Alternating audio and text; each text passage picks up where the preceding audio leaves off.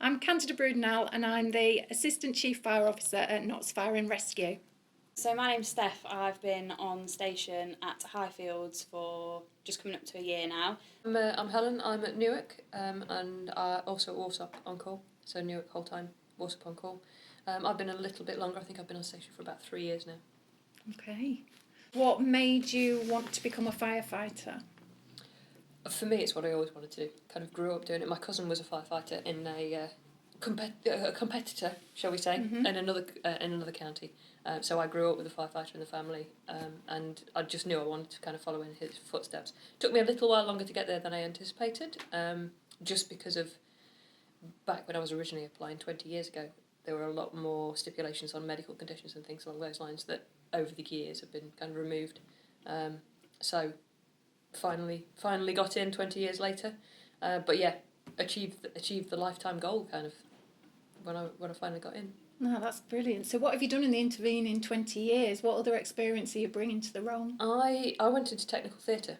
Wow. So I worked in theatres as a production manager, sound engineer, worked on cruise ships, travelled the world, had a fantastic time. Came back and discovered that Nottinghamshire was recruiting, and I just moved back to Nottinghamshire, and was told that hay fever and asthma, which is what I suffered from as a child, which was the ban when I originally was applying, had been lifted, and thought I've got to give it one more shot. I have to try to achieve that goal, and first time lucky, the second time around. That's brilliant. What a great story, and what interesting experience you're bringing. And what about you, Steph? What made you want to go into the job? So I was a police officer in London, and left London when I had my little boy. Then I was working part-time for a couple of years, but knew that I wanted to get back full-time.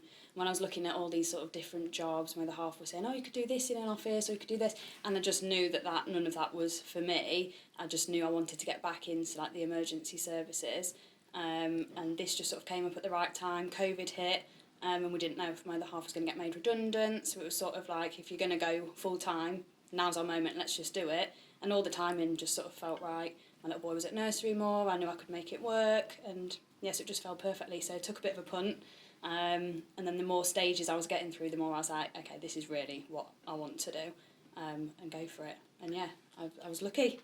Oh, that's great. And what do you find to be the most rewarding part of the job? I think just knowing you've made a difference. So it's such a variety of things that you do. So you could be going to that big fire instance, or, you know, just going and doing something different in the community, like coffee morning or Safe and Well, and just knowing that you've made a difference to someone that day, and knowing that every day is different, that's definitely one of the best things for me. I think I'd get too bored doing the same thing day in, day out, and there's a lot of variety in this job. That's definitely something I think, that no 2 days are the same, are they? Because No, you never know, definitely not. and we're always just ready. Yeah. Often waiting, but always ready. Yeah, exactly. No, that's great. Okay, so how important do you think it is to have female role models?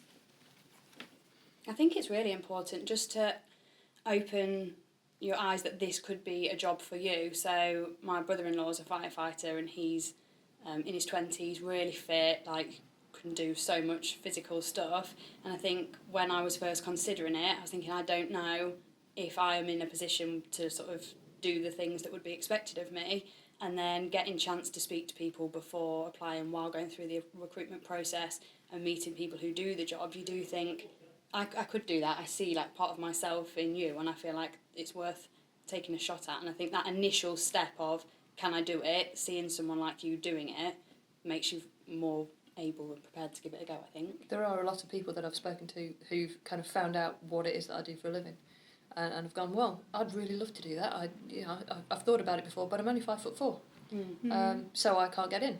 Well, no, you absolutely can. There aren't height limits anymore. There aren't things along those lines, but there's just not the awareness that unless you are that 6 foot strapping bloke, that you can do it. So I think definitely seeing a diverse range of people doing the role makes you realise that actually you can do it after all, as long as you obviously meet all the rest of the criteria. Yeah, it's a possibility. Exactly. And seeing that possibility makes you but a lot more of people want to just do it. aren't aware of the fact that it is a possibility. Yeah, definitely. And do people often ask you about whether their fitness standards are the same for women as they are for men? Yeah. And they are, and I think that's important to note. But you know, if you work towards those goals, they're not unattainable, I don't think. No, and everything has to be the same, because the fitness all of the fitness is tailored towards things that you actually do when you're out on station. So, you know, being able to shoulder press 25 kilos, for example, you think, well, why that? Well, the ladder weighs 100 kilos and you need to have a quarter of it. Yeah. So therefore, Definitely. you have to be able to meet those standards, and everybody has to meet the standards. There shouldn't be any difference, because you need to be able to all pull your weight equally, but in different ways. Yeah. So, yeah, definitely. Does anybody ever ask you what it's like being a fireman? Yes. I get a lot people walking past. I had one chap, we'd all got off the pump, and a member of the public just went, "All right, lads." And I was like, "Hello." And he was so busy turning around apologising to me that he nearly walked into a lamppost. So I was like, "It's fine." Firefighter, but just look where you're going. Fireman So lady? It happens a lot. Get fireman lady? Yeah. Yeah, it does happen a lot. Fireman lady, that's... Had that a lot? Yeah, a lady fireman. Mm-hmm. People say that's their children a lot. "Oh, look, it's a lady fireman." A firefighter. Yeah, it's a shame, isn't it, if people are still saying that to their children, because it means their children are growing up still saying fireman, even though we haven't said it for years. And tell me, what do your friends and family think about what you do? So I've got a 4-year-old son who's Fireman Sam obsessed. So he loves it. He loves going into nursery and just talking about it, and that obviously makes me feel very proud that he's very proud. Yeah, likewise, I've got a little girl, she's 8, and she did a lot of training with me when I was training up to apply in the first place. She came to a lot of kind of fitness sessions and things along those lines, so she's grown up knowing that it's a possibility and knowing that it's something that she could do. And actually, she was about your son's age when I was applying, and at that point she did want to be a firefighter as well. Now, unfortunately, I've shown her pictures of the Helen ambulance, and she wants to be a HEMS doctor instead. Both great jobs. Both great jobs. Both great jobs, but yeah, she's moved on from wanting to be a firefighter. But yeah, she thinks it's great. The rest of the family aren't at all surprised, because obviously they knew from being a child that that's what I wanted to do. So they're probably just a little bit surprised it took me quite as long.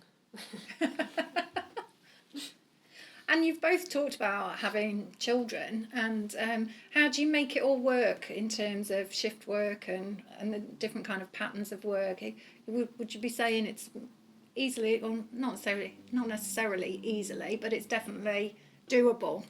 So it's not easy, but it's achievable. We're in the fortunate position where you do know your shift pattern, 2 days, 2 nights, 4 off, and you do get that on like a rota system quite far in advance. In terms of like school runs and things, realistically we work 2 day shifts out of every 8 days, so a lot of the time you are able to make those things work around it. I mean, I'm lucky enough to have my other half who just help out and things, but it takes a lot of planning. I think most jobs do. I don't think it's any more or less demanding than... You basically just have to take yourself out of the equation for the 2 day shifts and know that, you know, I'm not going to be around for those 2 days. But even on the night shifts, it works really well, because you come home for a night shift, you can do the school run, go to bed for a few hours, get up, do the school run, get ready for work. And so back it's until 7. it really, it's not a bar, certainly. Oh, that's great.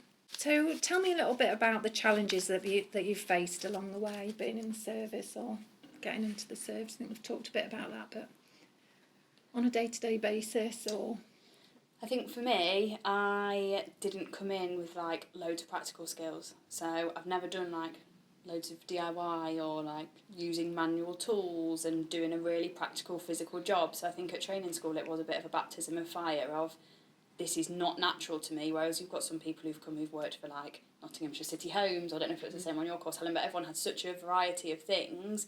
And for me, like community engagement and stuff was things that I thought, okay, I've done this, I've dealt with conflict situations before, but asking me to put together like or make an LP like a pump work, I was a bit like, wow, this is so far out of my comfort zone. But I've had so much support at training school and since joining my watch, you do feel more comfortable the more you do it, and I'm lucky enough to have a watch who, if I say I'm not very comfortable with this, they will help me and we'll keep doing it. Yeah, I'm actually really pleased to say that as far as being a female firefighter is concerned, I've not had any hurdles to cross. Mm-hmm. I've applied for a job that I really want to do.